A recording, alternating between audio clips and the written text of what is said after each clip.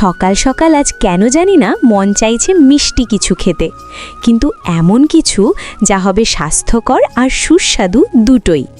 যেই ভাবা সেই কাজ, সোজা চলে গেলাম জানলার পাশে আর পেরে নিলাম পাকা পাকা মিষ্টি কুমড়া। এগুলো লম্বা কুমড়ো। প্রথমে আলতো হাতে খুলে ফেলি শক্ত বাদামি রঙের খোসা। খোসা উঠতেই ভেতর থেকে বেরিয়ে আসে হলুদ রঙের মিষ্টি শ্বাস। এবার এই কুমড়োগুলো ছোট ছোট করে কেটে নিই। কাটা হয়ে গেলে বসিয়ে দিই ভাপদানিতে, যেন একদম নরম হয়ে ভালোভাবে সিদ্ধ হয়। ভালোভাবে সিদ্ধ হলে এগুলো তুলে নিই একটা বাটিতে আর ভালো করে ঘেটে নিই।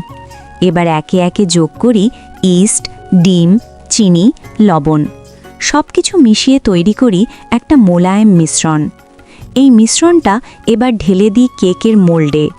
ওপর থেকে সাজিয়ে দিই কিছু শুকনো খেজুর, যাতে দেখতে আরও সুন্দর লাগে। এরপর আবার বসিয়ে দিই ভাপাদানিতে।